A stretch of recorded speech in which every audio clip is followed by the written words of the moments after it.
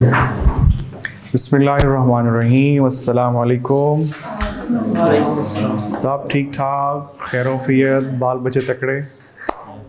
माशाल्लाह। इस सवाल पे आप हंस पड़े। चलें ले जी, फिर बिस्मिल्लाह करते हैं, टॉपिक आज का शुरू करते हैं, बाकी बातें बाद में। Revocation of licence. कल के लेक्चर में हमने एसोसिएशन नॉट फॉर प्रॉफिट के बारे में डिस्कशन स्टार्ट कर ली थी, और एससीसीपी के बारे में हमने ये पढ़ा था कि एससीसीपी लाइसेंस इशूइंग अथॉरिटी है, कमीशन लाइसेंस देता है, और कमीशन के लाइसेंस के बाद फिर एसोसिएशन नॉट फॉर प्रॉफिट को हम रजिस्टर्ड करवा सकते हैं एज कंपनी। ठीक है, एक लिमिटेड लायबिलिटी वाली कंपनी के तौर पे इसको रजिस्टर्ड करवाया जा सकता है, और फिर इससे रिलेटेड काफ़ी सारी बातें कल हम डिस्कस कर चुके हैं। आज हम ये पढ़ने जा रहे हैं कि एसोसिएशन नॉट फॉर प्रॉफिट का जो लाइसेंस है उसकी रेवोकेशन।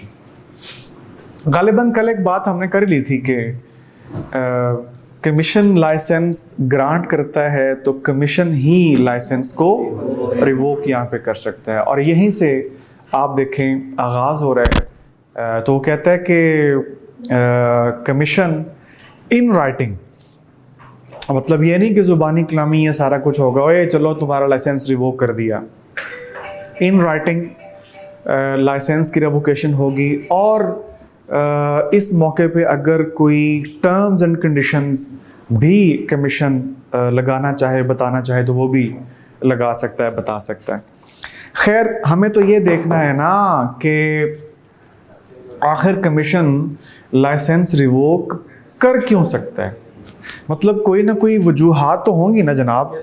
मतलब ऐसा तो नहीं है ना कि जनाब किसी के साथ कोई ज़ाती दुश्मनी मुखासमत थी तो कमीशन ने कहा ओए चल फिर तेरी ऐसी तैसी, तेरा लाइसेंस रिवोक, ऐसा तो नहीं है ना। तो कोई ना कोई ग्राउंड्स होंगी, कोई वजूहात, कोई केसेस, कोई सर्कमस्टांसेस, कोई रीजंस होंगी जिनकी बुनियाद पे या जिसकी बुनियाद पे लाइसेंस की रेवोकेशन की जा सकती है बाय द कमीशन। तो वो रीजंस आपकी किताब में दी हुई हैं, ज़रा वन बाय वन उनको हम डिस्कस करते हैं तफसील के साथ। ठीक है, जैसे सबसे पहली वजह ये है कि कंपनी या कंपनी की मैनेजमेंट उन टर्म्स एंड कंडीशंस को कंप्लाई करने में नाकाम रही कि जो कमीशन की तरफ से लगाई गई थी, या जिन टर्म्स एंड कंडीशंस पे लाइसेंस दिया गया था। किसी को याद आ रहा हो तो कल हमने ये बात पढ़ी थी। ठीक है, तो अगर कंपनी या मैनेजमेंट ने उन टर्म्स एंड कंडीशंस को फॉलो नहीं किया तो कमीशन इस बुनियाद पे इस एसोसिएशन का लाइसेंस रिवोक कर सकता है। या दूसरा पॉइंट, अच्छा ये आप देखिएगा जितनी भी रीजंस यहाँ पे लिखी हुई हैं पॉइंट ए से लेके जी तक, इनमें से हर एक पॉइंट के बीच में और लिखा हुआ है। मतलब क्या कि इनमें से कोई एक भी रीजन हुई तो उसकी बुनियाद पे लाइसेंस की रेवोकेशन की जा सकती है। पहला पॉइंट हमने पढ़ लिया, पहली रीजन हमने पढ़ ली। दूसरी की तरफ आते हैं। दूसरा पॉइंट वो ये कहता है कि any of the requirements specified or any relevant regulation are not met or complied with. कोई भी ऐसे रूल्स या रेगुलेशंस जो कमीशन ने स्पेसिफाई किए थे और कमीशन ने कहा था भाई ये कंप्लाई करो, इनको फुलफिल करो, इनको फॉलो करो, इनको अबाइड बाय करो, लेकिन कंपनी की जानिब से वो रूल रेगुलेशन या वो कोई रिक्वायरमेंट जो कमीशन ने की थी वो पूरी नहीं की गई एसोसिएशन नॉट फॉर प्रॉफिट की जानिब से, तो इस वजह की बुनियाद पे भी एसोसिएशन का लाइसेंस रिवोक किया जा सकता है। या फिर नेक्स्ट रीज़न है कि कंपनी के जो अफेयर्स हैं, कंपनी के जो मामलात हैं, वो इस अंदाज में कंडक्ट किए जा रहे हैं कि जो आवाम के लिए नुकसानदेह हैं। यहाँ पे एक लफ्ज़ आपको लिखा हुआ नज़र आएगा प्रेजुडिशियल, इसका मतलब है हार्मफुल। हालांकि आम तौर पे अंग्रेज़ी में आपने एक वर्ड पढ़ा होगा प्रेजुडिस, जिसका मतलब होता है तासुब, तंग नज़री, लेकिन ये वो नहीं है। ठीक है, यहाँ पे प्रेजुडिशियल का मतलब हार्मफुल, नुकसानदेह। तो कंपनी को इस अंदाज में रन किया जा रहा था, इस एसोसिएशन नॉट फॉर प्रॉफिट को इस अंदाज में, इस मैनर में कंडक्ट किया जा रहा था, रन किया जा रहा था कि जिससे अवाम के इंटरेस्ट्स को नुकसान पहुंच रहा था। तो इस बुनियाद पे भी लाइसेंस की रेवोकेशन हो सकती है। फिर एक और वजह ये हो सकती है कि कंपनी की जानिब से फाइनेंशियल स्टेटमेंट्स या एनुअल रिटर्न फाइल नहीं की गई। दो चीज़ें कौन कौन सी वाली? फाइनेंशियल स्टेटमेंट और एनुअल रिटर्न फाइल नहीं की गई रजिस्ट्रार को इस कंपनी की तरफ से। और कल ही हमने क्लास में ये तय कर लिया था कि ये एसोसिएशन नॉट फॉर प्रॉफिट के टॉपिक में जब लफ्ज़ कंपनी आएगा तो उससे मुराद हम क्या लेंगे? Association not for profit. तो यहाँ पे फिर ये लफ्ज़ आ गया कंपनी। तो अगर इस कंपनी ने फाइनेंशियल स्टेटमेंट या एनुअल रिटर्न फाइल नहीं की रजिस्ट्रार को, कितने अरसे की? कहते हैं इमीडिएटली प्रीसीडिंग 2 ईयर्स, जो पिछले 2 कंसेक्टिव ईयर्स हैं इनकी। ठीक है, दोनों में से कोई भी डॉक्यूमेंट अगर फाइल नहीं किया, प्लीज रिमेंबर एंड नहीं लिखा हुआ और है, मतलब फाइनेंशियल स्टेटमेंट या एनुअल रिटर्न, इन दोनों में से कोई भी डॉक्यूमेंट अगर रजिस्ट्रार को फाइल नहीं किया गया पिछले 2 सालों के, तो इस बुनियाद पे भी लाइसेंस की रेवोकेशन हो सकती है। फिर उसके बाद है कि पता चला है कि जनाब ये जो कंपनी है ये पाकिस्तान की इंटेग्रिटी, पाकिस्तान की सॉवरेनिटी, पाकिस्तान के इंटरेस्ट के ख़िलाफ़ काम कर रही है। और ये वो अल्फाज हैं कि जिनके मीनिंग्स अभी कल हम डिस्कस कर चुके हैं। अभी अटेंडेंस लेनी है या बाद में? हाँ, अच्छा आप पढ़ाते हैं हमारे नहीं, फिर ऐसा नहीं ना, मतलब या तो फिर आप थोड़ी सी मतलब ज़हमत करें कि आखिरी 5 मिनट में आ जाएं। ठीक हो गया? ये ज़्यादा बेहतर रहेगा ना। अच्छा, क्या बात हो रही थी हमारी? ये पता चला है कि कंपनी ने पाकिस्तान की इंटेग्रिटी, पाकिस्तान की सॉवरेनिटी या पाकिस्तान के मुफादात के ख़िलाफ़ कोई काम किया है। इसी तरह the security of the state and friendly relations with the foreign state, Pakistan के जो दूसरे मुल्कों के साथ जो दोस्ताना ताल्लुकात हैं उनके ख़िलाफ़ कोई काम किया है कंपनी ने, उन दोस्ताना ताल्लुकात को नुकसान पहुंचाया है या पहुंचाने की कोशिश की है। तो अगर ये बात साबित हो जाए कमीशन के सामने, तो कमीशन इस बुनियाद पे भी इस कंपनी का लाइसेंस रिवोक कर सकता है। फिर यह है कि जनाब अगर इस कंपनी के मेंबर्स की तादाद 3 से कम हो जाए। वैसे बाय द वे ये क्यों, मतलब उन्होंने एक पॉइंट लिखा है कि 3 से कम अगर हो जाए, अगर 2 रह जाए, कोई जवाब है? आपको याद है अभी कल के टॉपिक में हमने पढ़ा था कि इस एसोसिएशन को हम रजिस्टर्ड करवा सकते हैं as a limited liability company. तो वो एज अ पब्लिक कंपनी के कॉन्सेप्ट में वो बात हमने की है। और पब्लिक कंपनी के लिए required minimum number of members 3 होते हैं। याद आ गया? हमने अपनी क्लास में ये बात भी पढ़ी हुई है। तो इसलिए वो कह रहा है कि अगर एसोसिएशन के मेंबर्स की तादाद 3 से कम रह जाए, मतलब अगर 2 भी रह जाएं, तो इस बुनियाद पे भी एसोसिएशन का जो लाइसेंस है वो रिवोक किया जा सकता है। रिवोक मतलब कैंसिल किया जा सकता है। ठीक है। और एक तीसरी कह रहा हूँ, फिर इसके बाद एक वजह है, और उस पॉइंट को आप देखेंगे तो फिर उसके फर्दर सब पॉइंट शुरू हो जाएंगे। कहते हैं या फिर ये पता चला कमीशन को कि कंपनी ये कोई ना कोई अनलॉफुल या फ्रॉडुलेंट एक्टिविटीज़ के लिए बनाई गई थी, किसी गैर कानूनी एक्टिविटीज़ के लिए या फ्रॉडुलेंट एक्टिविटीज़ के लिए बनाई गई थी। चलें, फ्रॉडुलेंट या अनलॉफुल एक्टिविटीज़ के लिए बनाई तो नहीं गई थी, लेकिन अब वो पिछले थोड़े से अरसे से पता चला कि अब वो इसमें इन्वॉल्व हो गई है। तो इसलिए आप देखें दोनों बातें यहाँ पे लिखी हुई हैं। कौन सी वाली? द कंपनी इज कंसीव्ड और ब्रॉट फोर्थ। इसमें क्या आ गया? इसमें क्या आ गया कि बनाई ही इसलिए गई थी अनलॉफुल एक्टिविटीज या फ्रॉडुलेंट एक्टिविटीज के लिए। और जो आगे वाले अल्फाज हैं इसमें वो ये तासुर दे रहा है कि शायद बनाई तो इसलिए नहीं की थी, लेकिन बाद में इस किस्म की एक्टिविटीज़ में वो इन्वॉल्व हो गई है और इस किस्म की एक्टिविटीज़ वो करती रही है। डन हो गया जी? अच्छा, या फिर नेक्स्ट पॉइंट पे आए, हम एक काम करेंगे, हर पॉइंट के शुरू करने से पहले ये अल्फाज हम रिपीट करेंगे, द कंपनी इज, ठीक है? तो नेक्स्ट पॉइंट है the company is run and managed by persons. Company को ऐसे अफराद चला रहे हैं, ऐसे अफराद कंपनी को मैनेज कर रहे हैं कि जिन्होंने प्रॉपर और ट्रू अकाउंट्स जो हैं वो मेंटेन नहीं किए इस कंपनी के लिए, ठीक है? या उन्होंने कोई फ्रॉड कमिट किया है, कंपनी को ऐसे अफराद रन कर रहे हैं, कंपनी को ऐसे अफराद रन कर रहे हैं कि जिन्होंने कोई फ्रॉड कमिट किया है, या उन्होंने मिसफीजेंस कमिट किया है। मिसफीजेंस का मतलब आप नोट कर लें, डूइंग एन एक्ट बैडली, मतलब कोई काम करना लेकिन बहुत ही बुरे तरीके से यार। ठीक है? देखें, ये साहब कह रहे हैं जैसे टेस्ट, ठीक है?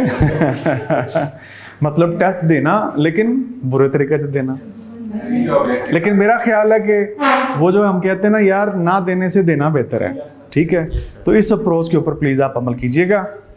ये सोच के कि यार टेस्ट देंगे तो बहुत बुरा होगा, ये सोच के एब्सेंट ना हो, मतलब टेस्ट दें ज़रूर, अटैम्प्ट तो करें ना, ठीक है? वो आप बहादुर बने हैं ना, बुज़दिल तो नहीं है ना।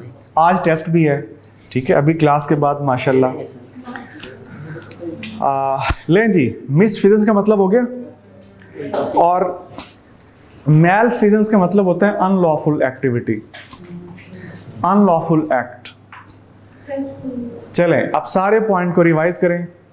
कंपनी को ऐसे अफराद रन कर रहे हैं, कंपनी को ऐसे अफराद मैनेज कर रहे हैं कि जिन्होंने क्या किया है, प्रॉपर और ट्रू अकाउंट्स उन्होंने मेंटेन नहीं किए, या वो नहीं करते, या फिर मिसफीजेंस उन्होंने की है उन अफराद ने जो कंपनी रन कर रही हैं, मैनेज कर रहे हैं, मतलब आपको बता दिया है, या उन्होंने मैलफीजेंस की है, ठीक है, in relation to the company.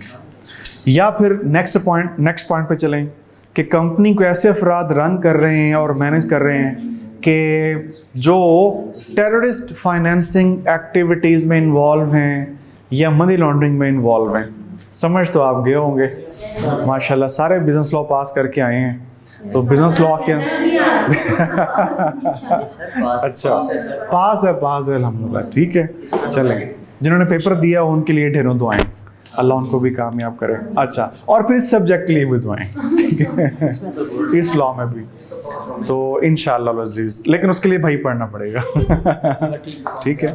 तो वो कहता है कि टेररिस्ट फाइनेंसिंग एक्टिविटीज़ में अगर वो बंदे इन्वॉल्व हैं जो कंपनी रन कर रहे हैं या मैनेज कर रहे हैं, या मनी लॉन्ड्रिंग में इन्वॉल्व हैं, तो अगर ऐसे अफराद कंपनी को रन कर रहे हैं और मैनेज कर रहे हैं तो फिर इस कंपनी का बंद करना ही बेहतर है। ठीक है? इसका फिर लाइसेंस रिवोक करना ही बनता है, इनकी ऐसी तैसी। अच्छा, फिर इसके बाद है, या फिर एक और रीज़न आगे लिखी हुई है कि कंपनी को ऐसे अफराद मैनेज कर रहे हैं, कंपनी को ऐसे अफराद चला रहे हैं कि जो मेमोरेंडम ऑफ एसोसिएशन या आर्टिकल्स ऑफ एसोसिएशन की रिक्वायरमेंट के ऊपर अमल ही नहीं करते, मतलब कि उनके नज़दीक कोई अहमियत ही नहीं है मेमोरेंडम ऑफ एसोसिएशन की, आर्टिकल्स ऑफ एसोसिएशन की। हालांकि ये बहुत इंपॉर्टेंट डॉक्यूमेंट है कंपनी के लिए, ये रूल्स एंड रेगुलेशंस है। वैसे मुख्तसर तौर पे आपको पहले बताया हुआ है कि मेमोरेंडम क्या चीज़ है, आर्टिकल्स क्या चीज़ हैं। ख़ास तौर पे आर्टिकल्स की बात करें तो आर्टिकल्स जो हैं वो तो कंपनी के बाय लॉज हैं, यानी ये वो रूल्स हैं कि जिनका ताल्लुक कंपनी की इंटरनल मैनेजमेंट से है, कंपनी के अंदरूनी मामलात को चलाने के लिए जो रूल्स हैं उनको हम क्या कहते हैं, आर्टिकल्स ऑफ एसोसिएशन। और ये कैसे लोग हैं कंपनी चलाने वाले के फॉलो नहीं कर रहे, अबाइड बाय नहीं कर रहे, किसको, मेमोरेंडम को या आर्टिकल्स ऑफ एसोसिएशन को। यार किस किस्म के लोग हैं? तो अगर कंपनी को ऐसे अफराद चला रहे हैं कि जो मेमोरेंडम की ही परवाह नहीं करते, आर्टिकल्स ऑफ एसोसिएशन कोई फॉलो नहीं करते, और इवन और सुनो आगे तो चलो, कहते हैं इवन इनकी ये जरूरत कि कंपनीज एक्ट को भी ये खातिर में नहीं लाते। हालांकि आपको याद है हमने एक लेक्चर में पढ़ा था, अगर रूल्स एंड रेगुलेशंस की हम तरतीब बनाएं, सीक्वेंस बनाएं, मतलब वो रूल्स जिनको कंपनी फॉलो करती है, तो उनमें सबसे टॉप के ऊपर वो कंपनीज एक्ट है। हायरार्की में टॉप के ऊपर कौन है? कंपनीज एक्ट है, उसके बाद मेमोरेंडम है, फिर उसके बाद आर्टिकल्स ऑफ एसोसिएशन है। ठीक है जनाब? तो कंपनीज एक्ट को भी ये लोग फॉलो नहीं करते, कंपनीज एक्ट की प्रोविजंस के ऊपर भी अमल नहीं करते। ऐसे बंदे कंपनी जो है वो चला रहे हैं, और दिल को थाम के भाई अगली बात सुन ले, वो कब से अस्तगफिरुल्लाह पढ़ रहा है। ठीक है, अभी तो आगे आ रहा है तो एक नेक्स्ट सेंटेंस भी आप देख लें। वो कहता है कि इधर देख, कमीशन ने कोई हुक्म दिया या रजिस्ट्रार ने कोई हुक्म दिया, और आप उनकी जुर्रत देखें कि रजिस्ट्रार के हुक्म को नहीं माना या कमीशन के हुक्म को भी नहीं माना, और उस बेचारे रजिस्ट्रार ने वो जो हुक्म दिया था या वो जो कमीशन ने हुक्म दिया था, वो कुछ ज़ाती हैसियत में नहीं दिया था, को घर के सौदा सल्फ लाने के लिए नहीं दिया था, बल्कि जो कानून के तहत उनको इख्तियारात हासिल हैं, उन इख्तियारात को इस्तेमाल करते हुए कमीशन ने को ऑर्डर दिया था या रजिस्ट्रार ने को ऑर्डर दिया था या डायरेक्शन दी थी। किनको? उन पर्सन्स को जो ये कंपनी रन कर रहे हैं, और उन्होंने जनाब कमीशन के ऑर्डर या रजिस्ट्रार के ऑर्डर या डायरेक्शंस को भी फॉलो नहीं किया। तो इस बुनियाद पे भी फिर इस कंपनी के लाइसेंस की रेवोकेशन की जा सकती है। समझ तो गए होंगे? अच्छा, और इसके बाद जो रीज़न लिखी हुई है वो ये है कि अगर पूरा 1 साल गुजर चुका है, कितना अरसा? 1 साल। 1 साल गुजर चुका है और इसमें अपना ऑपरेशन ही जो है वो फंक्शनल नहीं किया, मतलब कि जिस मकसद के लिए ये एसोसिएशन बनाई गई थी। आपको याद है कल कुछ पर्पसेस पढ़े थे? तो जनाब जिस ऑब्जेक्टिव के लिए एसोसिएशन बनाई गई थी, इस एसोसिएशन ने, इस कंपनी ने अपने ऑपरेशंस ही फंक्शनल नहीं किए। अल्लाह करे ये अल्फाज आपको समझ आ जाए, वैसे तो माशाल्लाह बड़े बड़े लिखे लोग हैं। ऑपरेशनल, इन्होंने अपने ऑपरेशंस फंक्शनल नहीं किए, और कितना ऐसा गुजर चुका है? 1 साल। मतलब कम ही नहीं किया जिस मकसद के लिए बनाई गई है। तो पूरा 1 साल गुजर गया, ऑपरेशंस ही इनके फंक्शनल नहीं थे। तो इस बुनियाद पे फिर इसका लाइसेंस रिवोक करना ही बनता है। ठीक है, बेहतर नहीं बनता ठीक है, इसका तो ऊपर लाइसेंस रिवोक करना ही बनता है। अच्छा, और जनाब अगर आपने सबसे कॉम्प्रिहेंसिव पॉइंट देखना हो, सबसे कॉम्प्रिहेंसिव, तो ये एज वाला है। कैसे वाला?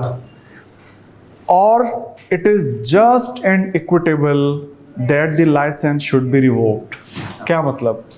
कि अगर कमीशन को इन ऊपर जिक्र की गई वजूहात के अलावा कोई और वजह जो कमीशन के सामने पेश की गई, और कमीशन को लगता है कि ये वजह भी मुनासिब है, किसके लिए?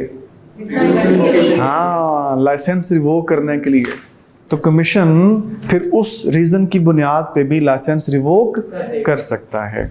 तो जस्ट एंड इक्विटेबल का मतलब क्या है? मुनासिब, एप्रोप्रिएट, प्रॉपर। सर ये जो पॉइंट डी था, default in filing financial statement, जी जी जी, था प्रीसीडिंग 2 इयर्स का, तो हाँ। पिछले साल कर देगा कैंसिल, इससे पिछले 2 साल की अगर फाइल नहीं की, पिछले साल ठीक हो गया। हाँ, 3rd ईयर में जाके फिर ये शिकायत आप पहुंचाएं कमीशन को, और कमीशन फिर इस बुनियाद पे रेवोकेशन कर सकता है।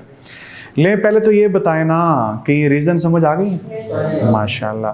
अच्छा, एक बात पूछ लूँ आपसे, सवाल, क्वेश्चन आप लोगों से, और मुझे लग रहा है कि आप मेरा जवाब दे देना, यानी आंसर दे देना। ये आप लोगों की जहानत से इतना इम्प्रेस हो गया मैं ठीक है, ले फिर बिस्मिल्लाह। अच्छा यार, कुछ बच्चे ना शर्मिंदगी से महसूस करते हैं जब ये बात मैं करता हूँ। यार ऐसी बात, मैं रियली ये बात कर रहा हूँ, हकीकतन ऐसी बात हो रही है। ठीक है, अच्छा, नहीं, आप यकीन रखें अपने ऊपर सवाल, अच्छा क्वेश्चन तो आने दें। क्वेश्चन ये है कि ये जितनी भी रीजंस आपने पढ़ी, साबित हो गया, कमीशन को पता चल गया 100% डैम श्योर कि हाँ ये रीजन एग्जिस्ट कर रही है, और इसकी बुनियाद पर लाइसेंस रिवोक होना चाहिए। कमीशन इज सेटिस्फाइड कि रीज़न है। क्वेश्चन मेरा ये है, क्या उस एसोसिएशन को बिना बताए, सर बिना बताए भी कर सकते हैं। बगैर बताए उसको और उसका मौक़िफ़ सुने बगैर जस्ट कमीशन लाइसेंस की रेवोकेशन भेज देगा, या कम से कम एक मौका उसको दिया जाएगा? कुछ एक्सेप्शन ये है जी अपॉर्चुनिटी ऑफ बीइंग हर्ड। ठीक है, इसे कहते हैं opportunity of being heard. Sir लेकिन अगर कोई ज़्यादा सीरियस लेकिन यहाँ पे वो लेकिन यहाँ पे ये जो लाइसेंस है ना, वो जो जिसकी आप बात करें वो यहाँ पे नहीं है, वो इधर नहीं है। ठीक है, हाँ, नहीं, वो किसी और एक्ट का रेफरेंस दे रहे हैं। ठीक है, ये जो एसोसिएशन नॉट फॉर प्रॉफिट के लाइसेंस की रेवोकेशन की हम बात कर रहे हैं, तो कमीशन अगर मुतमईन हो भी किस बात पे कि लाइसेंस रिवोक करने की मुनासिब वजह मौजूद है, तो कानून की रिक्वायरमेंट है कि एक मर्तबा आप उस एसोसिएशन को सुन ज़रूर लें, उसे मौका ज़रूर दें। किस चीज़ का? कि अपनी सफाई में वो कुछ कहना चाहते हैं। ठीक है यार, देखें ना, ये तो एक कानून का बुनियादी तकाजा है कि किसी के ऊपर भी इल्ज़ाम हो तो महज इल्ज़ाम की बुनियाद पे आप उसको सज़ा नहीं सुना सकते। इस तरह तो फिर आप पे मर्डर का इल्ज़ाम हो, चलो फिर जा फिर ठीक है, और आपको अगर जज साहब जो हैं खुदा न खास्ता आहो सज़ा सुना दें, समझ तो आप गए होंगे, और आप चिल्लाते रहें जज साहब प्लीज़ मेरी बात तो सुन लें। ठीक है, और कहने नहीं, बस तुम्हारे पे इल्ज़ाम है। ठीक, ऐसा नहीं होता। तो इंसाफ का ये तकाजा है कि जिस पे कोई इल्ज़ाम हो उसको एक मौका ज़रूर फराहम किया जाना चाहिए ताकि वो अपनी सफाई में कुछ कहना चाहे। हो सकता है जो उस पे इल्ज़ाम लगा हो वो दुरुस्त ना हो, ठीक है, और सज़ा से बच जाए। इसलिए कानून कहता है कि उस एसोसिएशन को एक मौका ज़रूर दिया जाएगा ताकि वो अपना मौक़िफ़ आके एक्सप्लेन कर सके। इसके बाद है effect of revocation of license. ये है जी effect of revocation of license. License की रिवोक करने का इफ़ेक्ट क्या होगा? तो इसमें कुछ तरतीब से पॉइंट्स हैं जो आपने बहुत ही गौर से सुनने हैं जी। ठीक है, अक्सर देखने में आया है कि इधर देखें, अक्सर ये चीज़ देखने में आई है कि तवज्जो ना होने की वजह से कोई एक भी लफ्ज़ अगर जो उस्ताद बोल रहा है अगर वो मिस हो जाए तो आने वाली बातें फिर आपको समझ नहीं आएंगी। तो ये इंटरकनेक्टेड सी बातें जो अब मैं करने लगा हूँ, सो प्लीज़ बड़े गौर से इसको आप सुनिएगा, समझिएगा। टॉपिक क्या शुरू कर रहे हैं हम? Effect of revocation of licence. अगर कमीशन ने एसोसिएशन नॉट फॉर प्रॉफिट का लाइसेंस रिवोक कर दिया, अब इसके बाद फिर क्या होगा, इसके नतायज, इसके इफ़ेक्ट्स क्या होंगे? सबसे पहला पॉइंट है कि कंपनी अपनी तमाम तर एक्टिविटीज़ रोक देगी, स्टॉप कर देगी। ठीक है, सिवाय एक काम के हैं आखिर आप चार्टर्ड अकाउंटेंट्स हैं, ठीक है, एक काम है जो नहीं रोका जाएगा और जिसकी इजाज़त है। वो कौन सा है? जो पैसे रिसीवेबल्स हैं कंपनी वो ले सकती है, वो रिसीव कर सकती है। जी, ठीक है। तो सिवाय रिसीवेबल्स के रिसीव करने के बाकी तमाम एक्टिविटीज़ स्टॉप कर दी जाएंगी। एक हाँ वही तो कह रहे हैं, रोक देना, सिर्फ ले सकते हैं। ठीक है आप, और वो जो आपने बात की है वो उधर उसमें पहले वाले में आ गई, ऑल एक्टिविटीज़ में आ गया, पहला पॉइंट। दूसरा पॉइंट ये है कि कंपनी किसी भी किस्म के डोनेशंस के लिए ना तो रिक्वेस्ट करेगी किसी को और ना ही डोनेशंस रिसीव करेगी। और अब आप कहेंगे साहब यहाँ पे कहाँ पे लफ्ज़ लिखा हुआ रिक्वेस्ट? तो ये जो लफ्ज़ लिखा हुआ ना सोलिसिट, इसका मतलब है रिक्वेस्ट। डोनेशंस वगैरह के लिए ना तो किसी से रिक्वेस्ट करेगी, कुछ देना भी चाहे तो रिसीव नहीं करना, आपने लेना नहीं है पैसा। माशाल्लाह, ठीक है बस आगे जी। इस पे एक वाकया है, फिर आप ज़रा क्लास के बाद मुझे बताइए, मैं आपको सुनाऊंगा। ये इन्होंने कहा है ना कि अच्छा अगर खुद अगर कोई मतलब गिफ्ट देना चाहे, ठीक है, ज़बरदस्ती, तो फिर तो ये ज़रा मुझे आप रिमाइंड करवा दीजिएगा, फिर इंशाल्लाह आपकी तसल्ली, ठीक है। अच्छा, सी पॉइंट जी, कि जितने भी एसेट्स हैं कंपनी के वो डिस्पोज ऑफ किए जाएंगे। डिस्पोज ऑफ मतलब बेच दिए जाएंगे, सेल कर दिए जाएंगे, और आने वाले पैसों में से सबसे पहला काम क्या करना है, जो कंपनी के कर्जे हैं वो अदा करने हैं। मिस जी आ गया सवाल का जवाब जो आपने कहा था, कि इन्होंने ये सवाल किया था, तो ये अब उसका जवाब यहाँ पे आ गया। जी जनाब, पता लग गया, एसेट्स सेल कर दिए जाएंगे, ठीक है।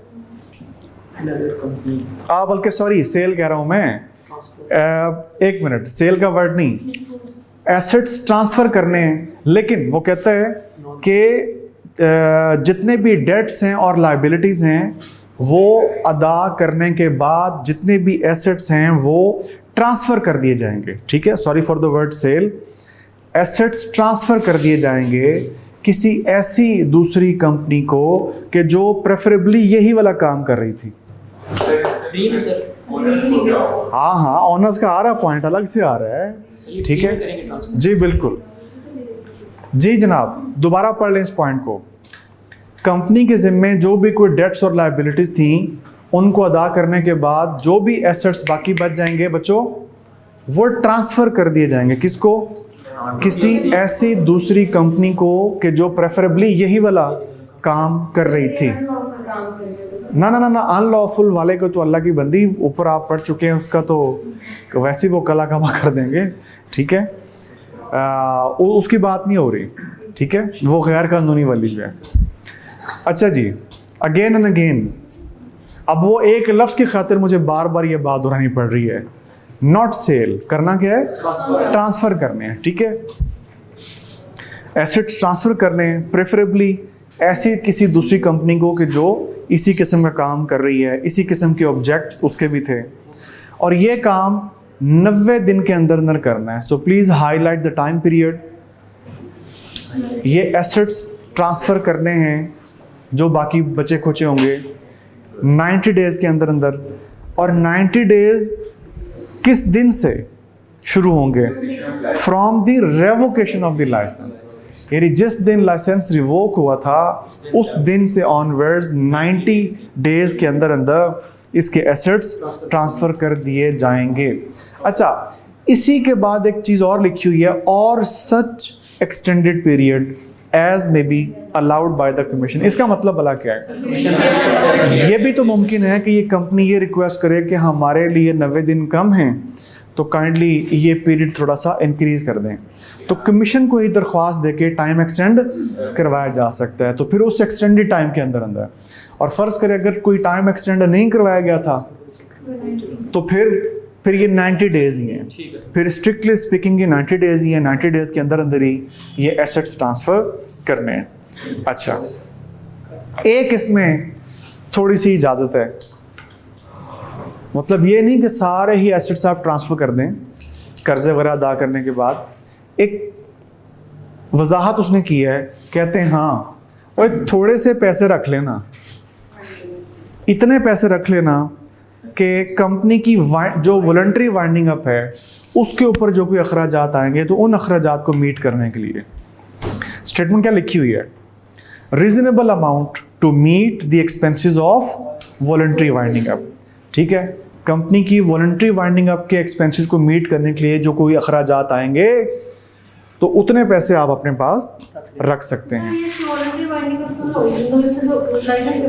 एक मिनट, ये करनी, वाइंडिंग अप करनी इन्होंने ही है, ठीक है। अगर नहीं करेंगे खुद तो अगले पेज के ऊपर आप पढ़ने जा रहे हैं, फिर कमीशन ये काम करेगा, ठीक हो गया।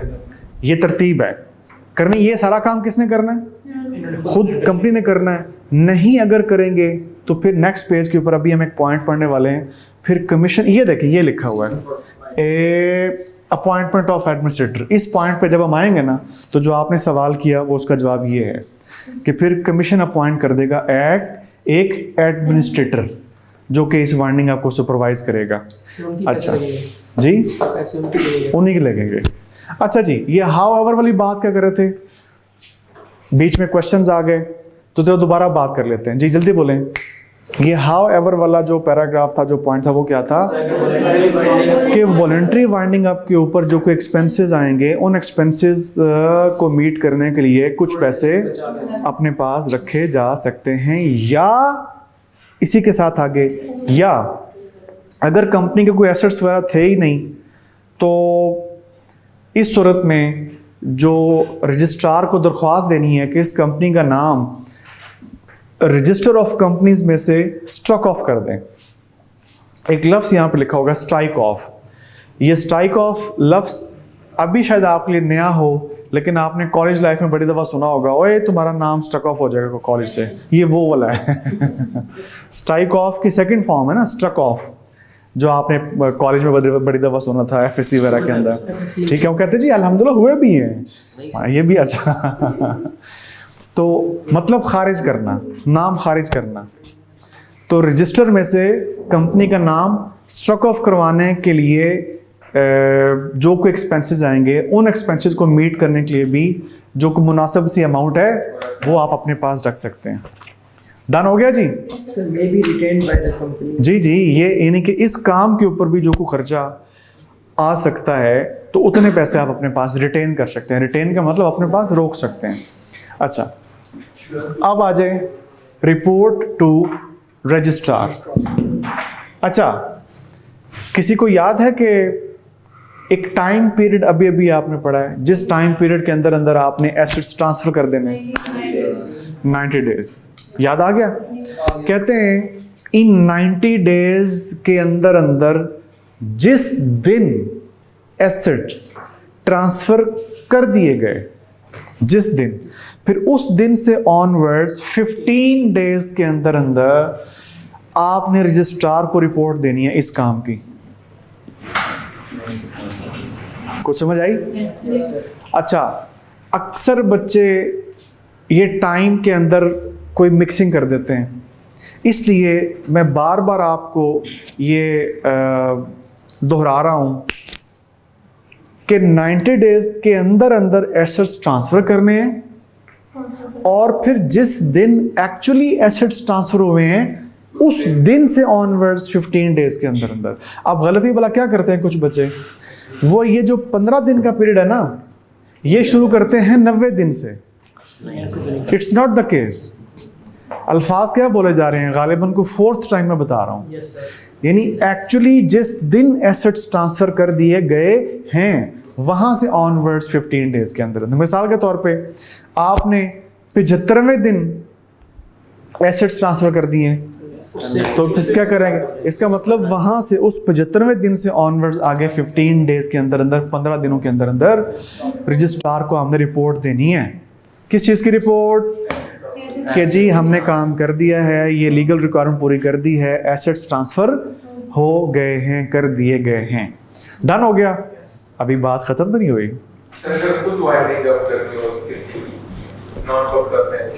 नहीं, ये तो हाँ वो अलग है प्रोसेस। ये हम कह रहे हैं कि उन रीजंस की बुनियाद पे जब हो रही है, हम वो जो वॉलंटरी वाला ना, वो तो हमारा आखिरी चैप्टर आ रहा है, वो जिसका टाइटल ही वॉलंटरी वो वाइंडिंग अप है, चैप्टर नंबर 12। तो उसके अंदर जो तरीके हैं उसमें से एक तरीका है वॉलंटरी वाइंडिंग अप का। That is different thing. ठीक है, अच्छा चलें जी, ये जो डेज वाला इसको कंक्लूड करते हैं। जल्दी से बताएं। 90 days from the revocation of licence, assets transfer करने, बैठ जाए तशरीफ रखें, और जिस दिन एसेट्स ट्रांसफर कर दिए गए उस दिन से ऑनवर्ड्स 15 दिनों के अंदर अंदर रजिस्ट्रार को रिपोर्ट देनी है। और कहते हैं फिर अब इंतजार करें किसका? रजिस्ट्रार की जानिब से रिपोर्ट एक्सेप्ट होने का। देखें लफ्ज़, और इसको जरा नुमायां कर लें, प्रोमिनेंट कर लें। कहते हैं जिस दिन फिर रजिस्ट्रार ने ये रिपोर्ट एक्सेप्ट कर ली, तो रजिस्ट्रार की जानिब से रिपोर्ट की एक्सेप्टेंस से ऑनवर्ड्स 30 डेज के अंदर अंदर। अब यहाँ पे ये पीरियड आ गया 30 डेज का। बोर्ड ऑफ डायरेक्टर्स जो है वो इनिशिएट कर देगा। इनिशिएट मतलब स्टार्ट कर देगा क्या चीज? Necessary proceedings for winding up of the company. ठीक हो गया? कंपनी की वाइंडिंग अप का प्रोसेस शुरू कर दिया जाएगा। और अगर कोई एसेट्स या लाइबिलिटीज नहीं थे तो आप ऐसा करें कि रजिस्ट्रार को दरख्वास्त दे दें। किस पर्पस के लिए? कि जी इसका जो नाम है कंपनी का वो रजिस्टर ऑफ कंपनीज में से स्ट्रक ऑफ कर दें, खारिज कर दें, कैंसिल कर दें। डन हो गया? अच्छा, कौन सी? यदि आप कह रहे थे आप किसको कह रहे हैं? अगर एसेट्स लाइबिलिटीज नहीं है तो फिर आप रजिस्ट्रार को एप्लीकेशन दे दें, सिर्फ उसको ये कहें कि जी हमारा जो नाम है कंपनी का वो रजिस्टर में से स्ट्रक ऑफ कर दें। अच्छा, ये रिपोर्ट भी होगी भाई बच्चों, और 30 डेज वाली एक्सेप्टेंस वाली प्रोसीडिंग ऑफ वाइंडिंग अप। अब आ जाए ये पॉइंट, अपॉइंटमेंट ऑफ एडमिनिस्ट्रेटर।